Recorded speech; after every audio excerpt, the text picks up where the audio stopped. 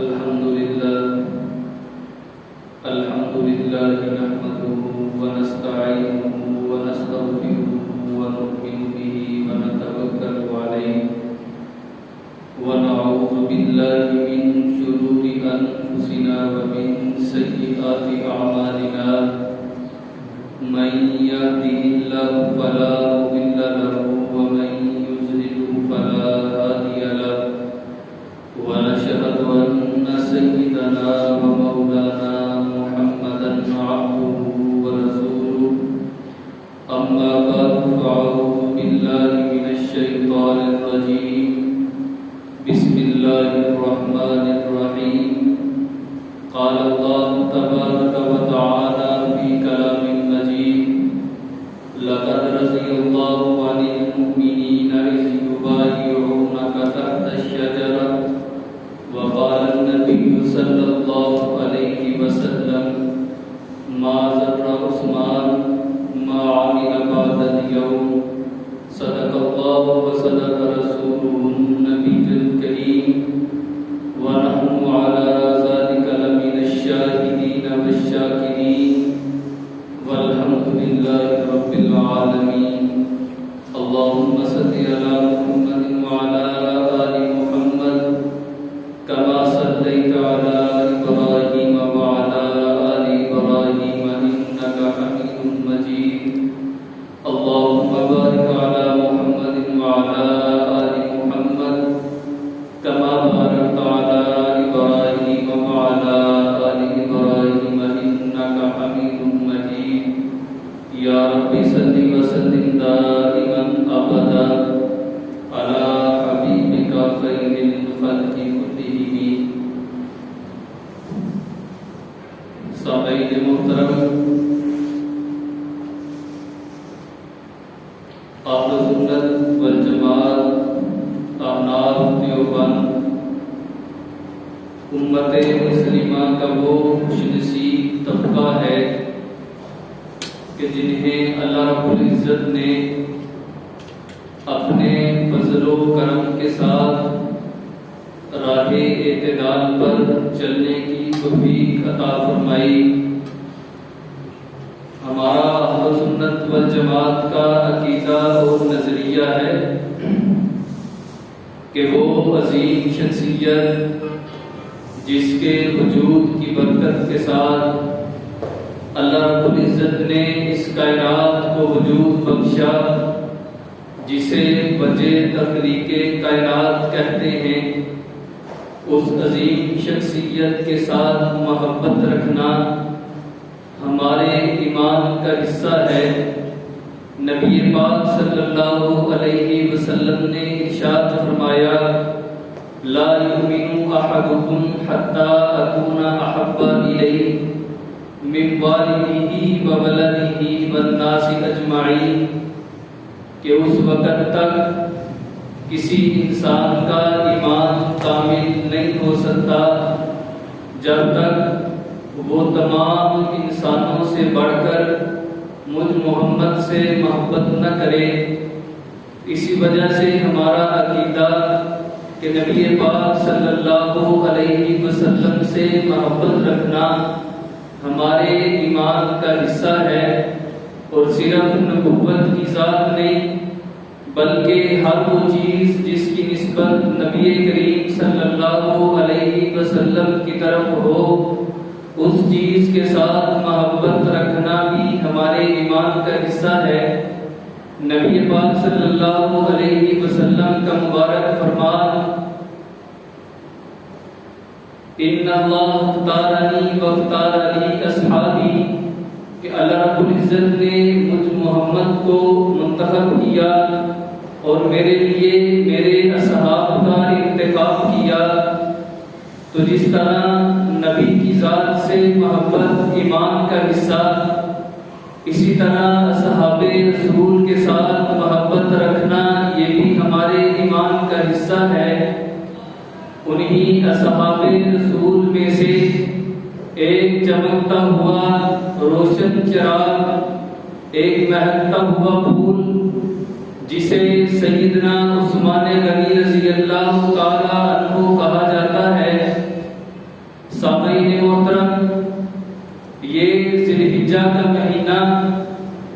طرح اس مبارک مہینے میں ہمیں حضرت سیدنا ابراہیم علیہ السلام کی دی ہوئی قربانی یاد آتی ہے، اسی طرح اس مبارک مہینے میں حضرت سیدنا عثمان غنی رضی اللہ تعالی عنہ کی جان کی قربانی بھی یاد آتی ہے۔ حضرت عثمان غنی رضی اللہ تعالی عنہ نے انتہائی ظلم و ستم سہنے کے بعد 40 دن بھوکا پیاسا رہنے کے بعد اسی ذی الحجہ کے مہینے میں اپنی جان کا نذرانہ پیش کیا۔ میں اسی مناسبت سے آج کی اس نشست میں حضرت عثمان غنی رضی اللہ تعالی عنہ کے فضائل، ان کی سیرت، کردار اور ان کی شہادت پر گفتگو کرنا چاہوں گا۔ سامعین محترم، حضرت عثمان غنی رضی اللہ تعالی عنہ کی فضیلت، عظمت کا ایک پہلو یہ ہے کہ اللہ رب العزت نے انہیں صحابیت کے مقام پر فائز کیا۔ یہ صحابیت کتنا عظیم اور بلند مقام ہے۔ حضرت امام نووی رحمۃ اللہ علیہ شرح مسلم شریف میں لکھتے ہیں، ان من صحب النبی صلی اللہ علیہ وسلم ورآہ مرۃ من عمرہ وحصلت له مزیۃ الصحبہ افضل من كل من یاتی بعدا فإن فضیلۃ الصحبۃ لا یعدلها عمل۔ حضرت امام نووی رحمۃ اللہ علیہ فرماتے ہیں کہ جس انسان کو زندگی کے ایک لمحے کے لیے ایمان کی حالت کے ساتھ نبی پاک صلی اللہ علیہ وسلم کی صحبت نصیب ہو گئی، وہ انسان اپنے بعد آنے والے قیامت تک کے لیے تمام انسانوں سے افضل ہے۔ وجہ دیکھی جائے کہ کیا وجہ کہ صرف نبی پاک صلی اللہ علیہ وسلم کی ایک لمحے کے لیے صحبت اختیار کی، قیامت تک آنے والے ہر انسان سے یہ افضل بن گیا۔ فَإِنَّ فَضِيلَةَ الصُّحْبَةِ لَا يَعْدِلُهَا عَمَلٌ، اس لیے کہ نبی پاک صلی اللہ علیہ وسلم کی مبارک صحبت ایک ایسا بہترین عمل ہے کہ اس عمل کا مقابلہ کوئی دوسرا عمل نہیں کر سکتا۔ یہی وجہ ہے کہ ہمارا عقیدہ اور نظریہ یہ ہے کہ ایک صحابی رسول جس نے زندگی کے ایک لمحے میں نبی پاک صلی اللہ علیہ وسلم کی صحبت اختیار کی، اس کے بعد کوئی عمل اس نے نہیں کیا، یہاں تک کہ وہ صحابی رسول اس دنیا سے چل بسا، اس صحابی رسول کے اس ادنا سے عمل کے مقابلے میں اگر کائنات کے تمام انسانوں کے اعمال کو جمع کر کے رکھ دیا جائے تو تمام انسانوں کے تمام اعمال اس صحابی رسول کے اس ایک لمحے کا مقابلہ نہیں کر سکتے، اس لیے کہ اس کائنات کی وجہ اللہ رب العزت نے حضور صلی اللہ علیہ وسلم کو بنایا، حضور کے صدقے ساری کائنات کو تخلیق کیا۔ نبی پاک صلی اللہ علیہ وسلم کی صحبت میں ایک لمحے کے لیے بیٹھنا تمام اعمال سے یہ چیز افضل ہے۔ اللہ رب العزت نے یہ صحابیت کا مقام حضرت عثمان رضی اللہ تعالی عنہ کو عطا کر رکھا تھا۔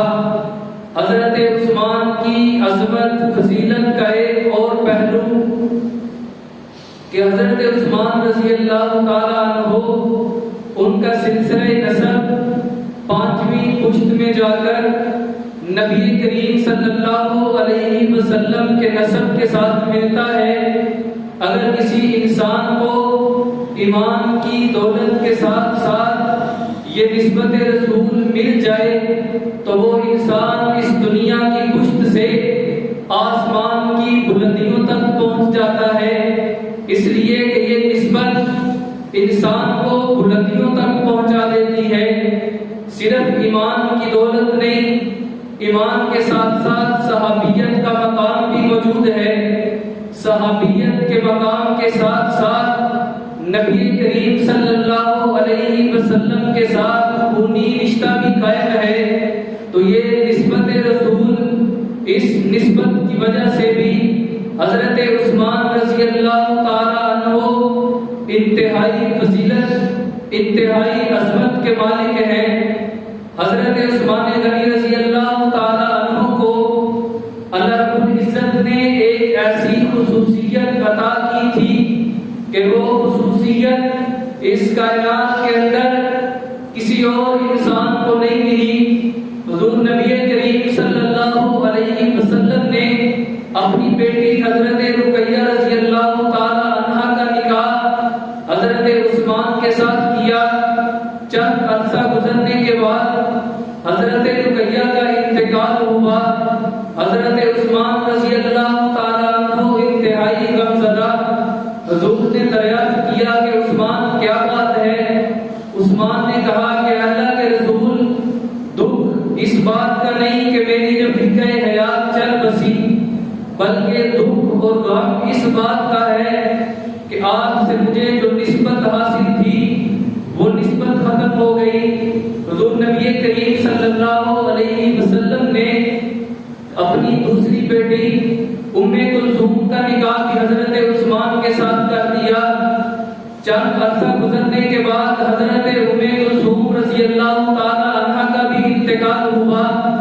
حضرت عثمان پھر انتہائی غمزدہ، حضور کے دریافت کرنے پر حضرت عثمان نے بتایا کہ اے اللہ کے رسول، دکھ اس چیز کا نہیں کہ میری بیوی اس دنیا سے چلی گئی، بلکہ دکھ اور غم اس بات کا ہے کہ مجھے جو آپ کے ساتھ نسبت حاصل تھی وہ نسبت ختم ہو گئی۔ حضور نبی کریم صلی اللہ علیہ وسلم نے حضرت عثمان کو تسلی دیتے ہوئے ارشاد فرمایا کہ اے عثمان، پریشان ہونے کی بات نہیں، اگر مجھ محمد کی 40 بیٹیاں ہوتی، ایک ایک کر کے تیرے نکاح میں دیتا چلا جاتا۔ سامعین محترم، آج ظلم و ستم کی انتہا ہو گئی کہ ایک طرف ہم اگر اپنی بہن بیٹی کا نکاح کسی کے ساتھ کریں، وہ تو اس دنیا کا شریف سے شریف ترین آدمی، لیکن جس ذات کے ساتھ حضور نبی کریم صلی اللہ علیہ وسلم نے اپنی 2 بیٹیوں کا نکاح کیا، اس کے بارے میں گندی زبان استعمال کی جاتی ہے، گندا لٹریچر اس دنیا کے اندر، اس معاشرے کے اندر پھیلایا جا رہا ہے۔ کبھی حضرت عثمان کی ذات پر انگلی اٹھائی جاتی ہے، کبھی ان کے کردار پر انگلی اٹھائی جاتی ہے۔ آپ مجھے بتائیے کہ جب ہم کسی کے ساتھ یہ نسبت قائم کریں، کسی کے ساتھ اپنی بہن بیٹی کا رشتہ کریں، وہ تو شریف آدمی جس کے ساتھ پاک پیغمبر وجہ کائنات نے اپنی 2 بیٹیوں کا رشتہ کر دیا، اس کے بارے میں اس کے کردار پر انگلی اٹھائی جا رہی ہے۔ آپ مجھے بتائیے کہ یہ کس کا انتخاب ہے؟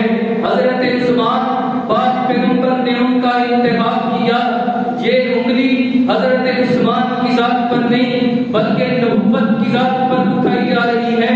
آج انتخاب محمدی پر انگلی اٹھائی جاتی ہے کہ جس کا انتخاب پاک پیغمبر نے کیا اس کا کردار ٹھیک نہیں تھا، جس کا انتخاب محمد مصطفیٰ نے کیا اس کی ذات ٹھیک نہیں تھی، اس کا ایمان ٹھیک نہیں تھا۔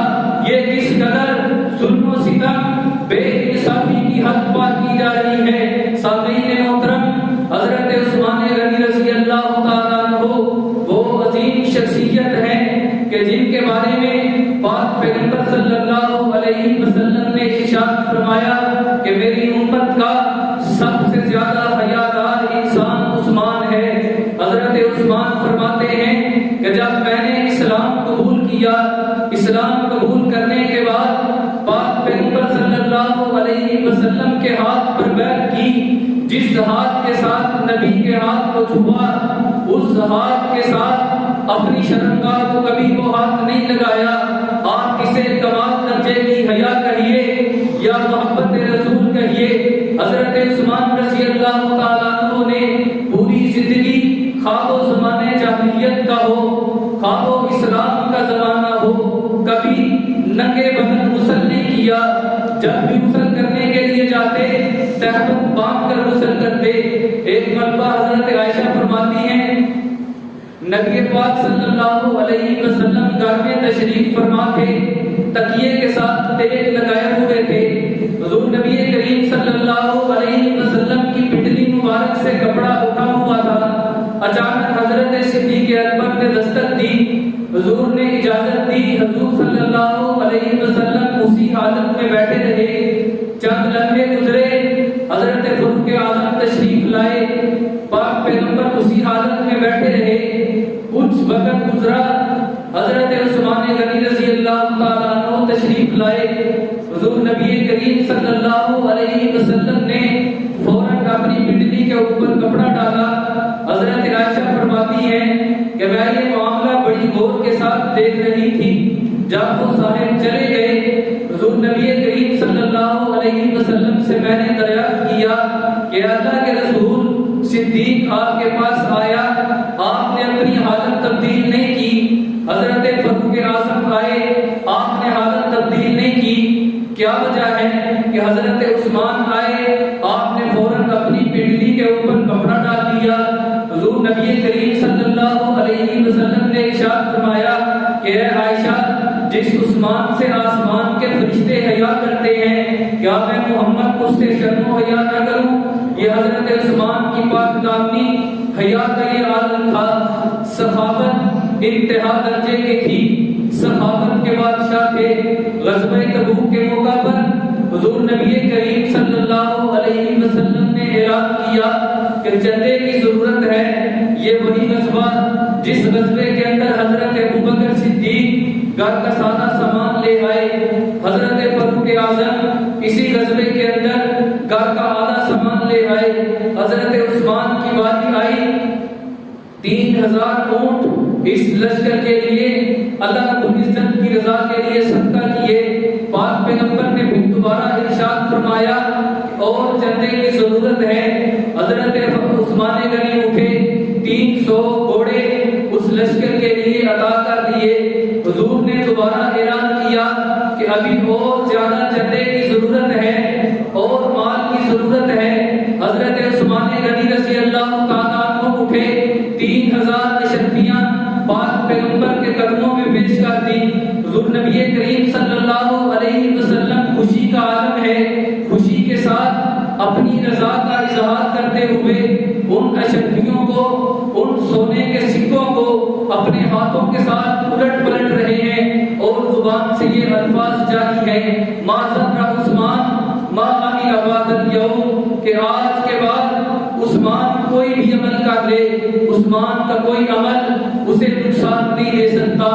سامعین محترم، ان الفاظ پر غور کیجئے کہ عثمان کا کوئی عمل اسے نقصان نہیں دے سکتا۔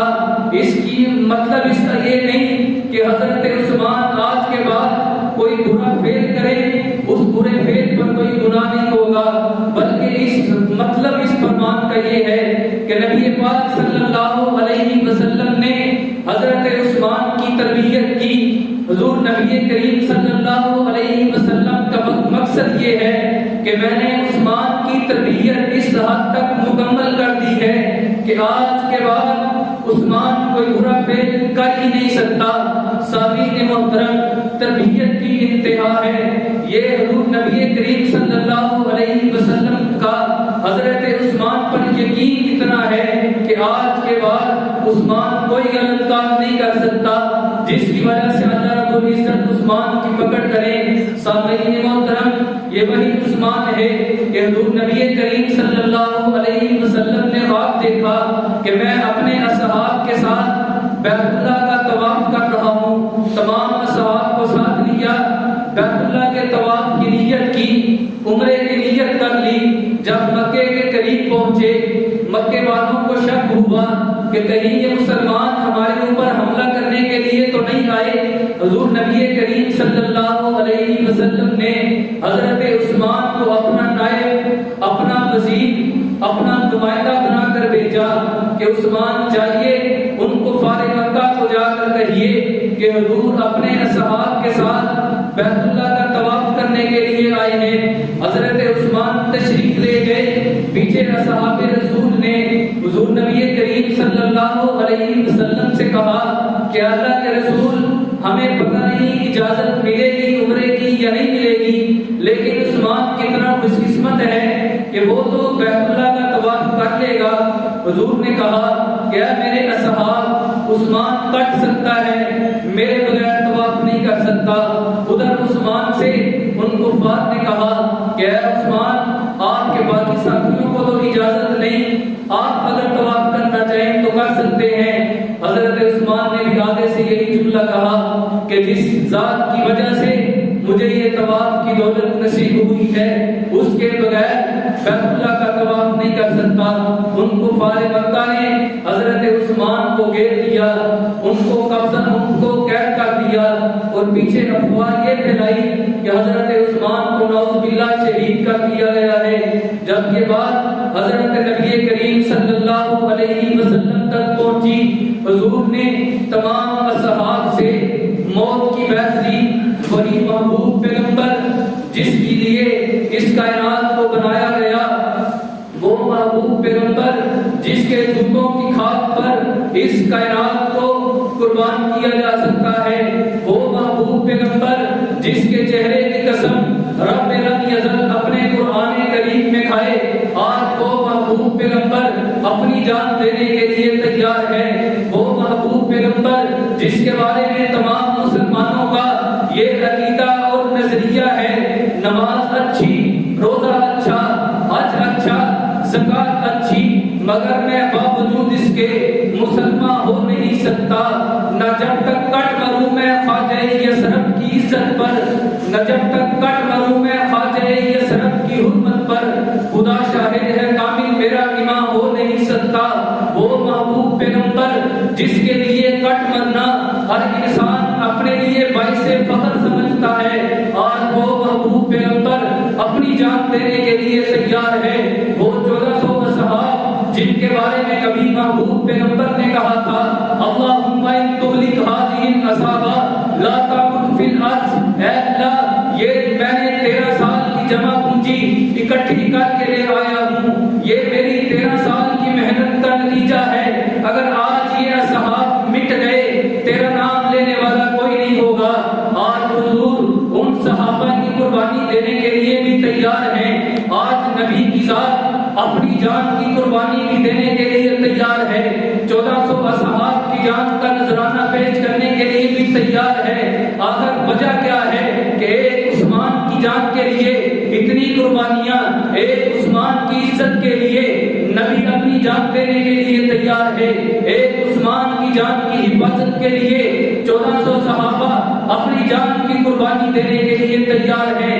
آخر وجہ کیا ہے؟ حضور نبی کریم صلی اللہ علیہ وسلم بتلانا یہ چاہتے ہیں اسلام کے اندر عثمان کی عزت کیا ہے، اسلام کے اندر عثمان کی اہمیت کیا ہے، یہ عثمان کتنی عظمت کا مالک ہے۔ ایسی عثمان کے لیے ایک زمانہ آئے گا کہ جب کچھ لوگ اس عثمان پر تانا بازی کریں گے، ایک وقت آئے گا اس لوگ اس عثمان کے ساتھ بغاوت کریں گے، اس وقت میرا یہ فکر یاد رکھنا، حضور نے لوگوں کو یہ دعوت دی کہ اس وقت یاد کر لینا کہ یہ وہی عثمان ہے جس کے لیے نبوت اپنی جان دینے کے لیے تیار تھی، یہ وہی عثمان ہے جس کے لیے 1400 اصحاب اپنی جان دینے کے لیے تیار ہیں۔ آج اس کے خلاف بغاوت نہیں کرنی، آج اس کے خلاف نہیں اٹھنا۔ سامعین محترم، حضرت عثمان رضی اللہ تعالیٰ عنہ کی جان، ان کی جان کا بدلہ لینے کے لیے جن 1400 اصحاب نے نبوت کے ہاتھ پر بیعت کی، اللہ رب العزت نے 4 انعامات ان لوگوں کو دیے۔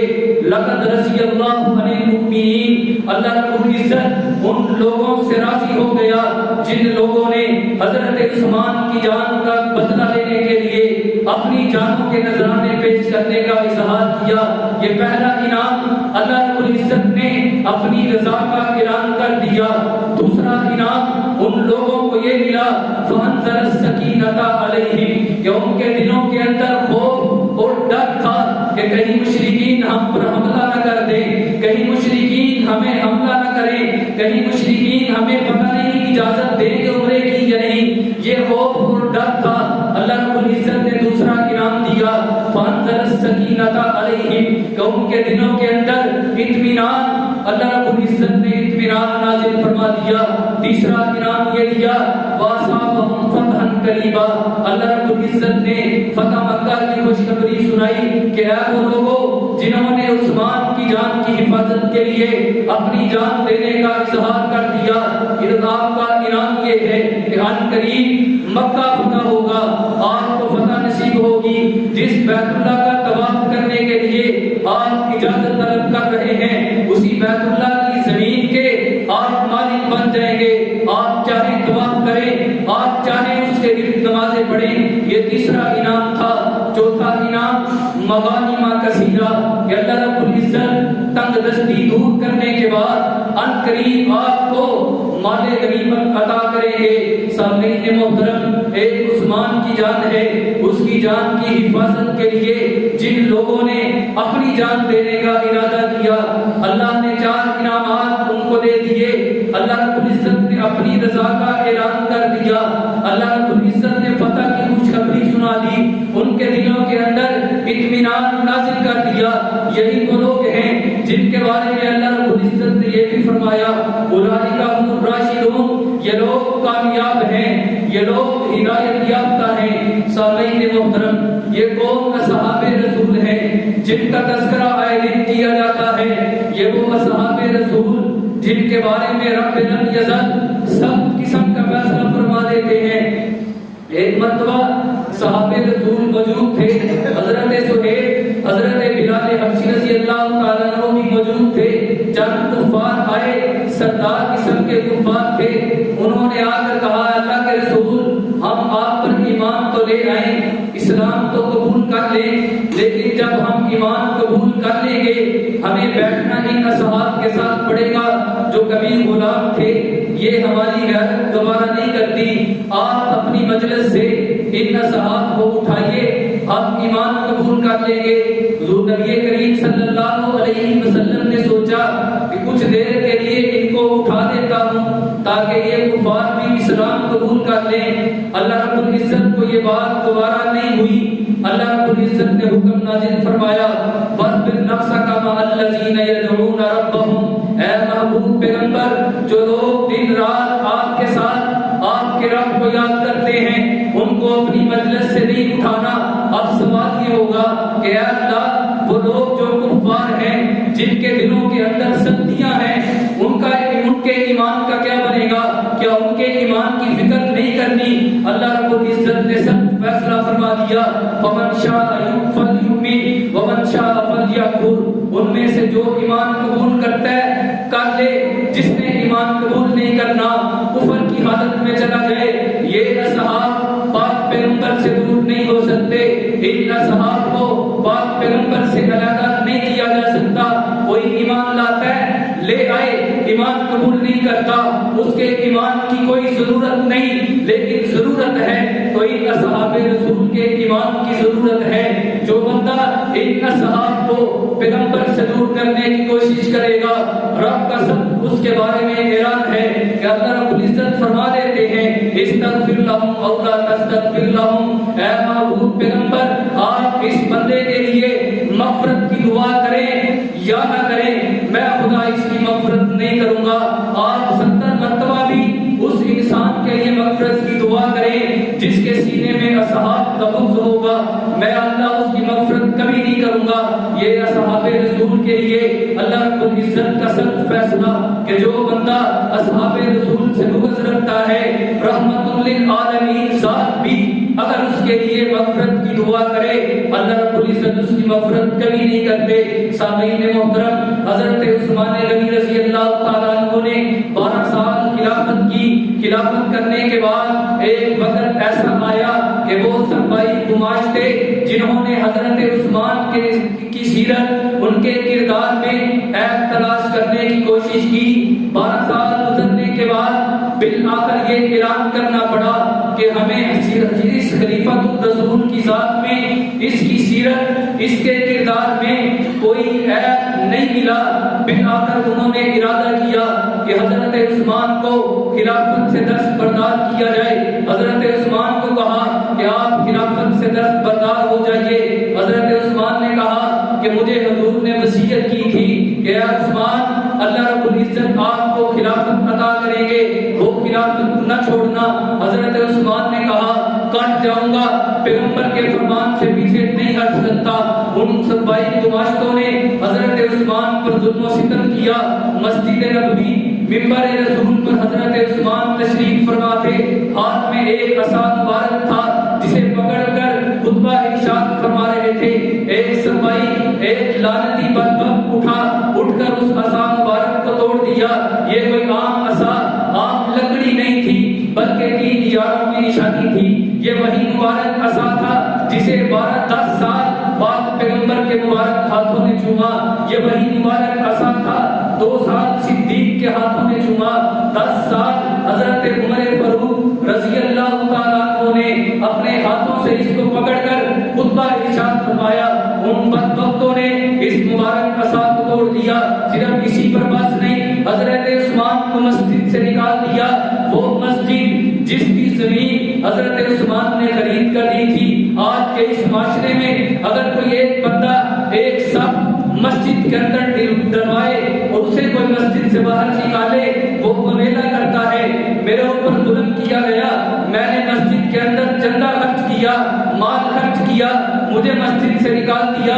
وہ خلیفۃ الرسول جس نے مسجد نبوی اپنی ذاتی خرچ سے بنوائی، آج اسے مسجد نبوی میں آنے کی اجازت نہیں۔ وہ کنواں، میٹھے پانی کا کنواں جسے خرید کر حضرت عثمان نے وقف کیا، آج اسی کنویں کا پانی حضرت عثمان کو میسر نہیں۔ 40 روز تک حضرت عثمان گھر کے اندر قید ہیں، 40 روز تک کھانے کے لیے کوئی چیز آپ تک نہیں جانے دی گئی، 40 روز تک پینے کا پانی آپ کو میسر نہیں۔ 40 روز گزر گئے، حضرت علی رضی اللہ تعالیٰ عنہ تشریف لائے کہ اے خلیفۃ الرسول حکم دیجئے، ان باغیوں کے خلاف ہم اعلان جنگ کرتے ہیں، ہم آپ کی حفاظت کرنے کے لیے تیار ہیں۔ لیکن حضرت عثمان نے کہا قربان جائیے، ان کا جملہ سنیے۔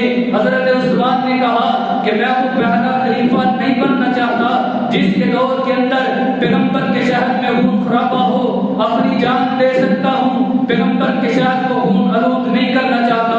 حضرت مغیرہ تشریف لائے، کہا کہ اے خلیفۃ الرسول آپ اجازت دیجئے، آپ کو یہاں سے لے کر شام چھوڑ آتے ہیں، وہاں حضرت معاویہ کی حکومت ہے، وہاں حالات سازگار ہیں، آپ کی جان بچ جائے گی۔ حضرت عثمان نے کہا کہ اپنی جان بچانے کے لیے پیغمبر کے شہر کو چھوڑ دوں، ایسا نہیں ہو سکتا۔ عثمان کٹ جائے گا، اپنی جان دے دے گا، لیکن پیغمبر کے شہر کو نہیں چھوڑ سکتا۔ بالآخر 40 روز گزرنے کے بعد وہ باغی، وہ بدبخت حضرت عثمان کے گھر کے اندر آئے، دھاوا بول دیا۔ حضرت عثمان قرآن کی تلاوت کر رہے ہیں، حضرت عثمان کی ایک بندے نے، ایک بدبخت نے حضرت عثمان کی داڑھی کو پکڑا، حضرت عثمان نے اس کی طرف دیکھا، شرم کے مارے پیچھے ہٹ گیا۔ ایک بدبخت آگے آیا، حضرت عثمان کے مبارک چہرے پر تھوک دیا، نعوذ باللہ، حضرت عثمان کے مبارک چہرے پر تھوکا۔ حضرت عثمان نے کہا کہ مجھے کس قصور کی سزا دی جا رہی ہے؟ وہ بدبخت گالیاں بکنے لگا، ایک اور آگے بڑھا، لوہے کی سراج حضرت عثمان کے سر پر ماری۔ حضرت عثمان کا خون قرآن کریم کی آیت مبارکہ پر پڑے، وَسَيَكْفِيكَهُمُ اللَّهُ۔ سامعین محترم، وہ قرآن آج بھی استنبول کے میوزیم کے اندر موجود ہے، آج بھی اس قرآن کے اوپر حضرت عثمان کے خون کے قطرات موجود ہیں۔ حضرت عثمان کو بے دردی کے ساتھ، ظلم و ستم کے ساتھ شہید کر دیا گیا۔ ظالموں نے اسی پر بس نہیں کی، بلکہ ظلم و ستم کی انتہا کرتے ہوئے 3 روز گزر گئے، جنازہ نہیں اٹھانے دیا گیا۔ حضرت ام حبیبہ رضی اللہ تعالیٰ عنہ مسجد نبوی کی سیڑھیوں پر آئی اور آ کر کہا کہ اگر آج حضرت عثمان کا جنازہ نہ اٹھا تو میں نبی کی حرم، نبی کی زوجہ اپنے سر سے دوپٹہ اتار کر مدینہ کی گلیوں میں آ جاؤں گی، آسمان سے پتھر برسیں گے۔ وہ باغی اس بات سے ڈرے، حضرت عثمان کا جنازہ اٹھانے کی اجازت دی گئی۔ صرف 5 بندے رات کی تاریکی کے اندر جنازہ اٹھانے کے لیے جا رہے ہیں۔ سامعین محترم، وقت کا خلیفہ ہے 82 سال کی عمر کا بوڑھا شخص جس کا جنازہ اٹھایا گیا، جسے بے دردی کے ساتھ شہید کیا گیا۔ آپ دیکھیے آج اگر کوئی بندہ شہید ہو، کوئی بندہ فوت ہو جائے، اس کے اوپر پھول کی پتیاں برسائی جاتی ہیں، لیکن ظلم و ستم کا انتہا کر دی گئی کہ حضرت عثمان کا جنازہ اٹھا، چھتوں کے اوپر وہ باغی موجود تھے، پھول کی بجائے اوپر سے پتھر برسا رہے ہیں۔ یہ ظلم و ستم کی انتہا کر دی۔ اس بے دردی کے ساتھ حضرت عثمان غنی رضی اللہ تعالیٰ عنہ کو شہید کیا گیا، اور یوں امت محمدیہ کا ایک پروانہ، اصحاب رسول کا ایک چمکتا ہوا روشن چراغ اس دنیا سے رخصت ہوا۔ سامعین محترم، ہمیں حضرت عثمان غنی رضی اللہ تعالیٰ عنہ کی عظمت، ان کی سیرت کردار سے یہ سبق ملتا ہے کہ جب تک جسم کے اندر جان موجود ہو، نبی کی عزت کے لیے کٹ مرنا اپنے لیے سعادت سمجھے۔ حضرت عثمان غنی رضی اللہ تعالیٰ عنہ کی ان تمام فضائل، مناقب اور سیرت اللہ رب العزت ہمیں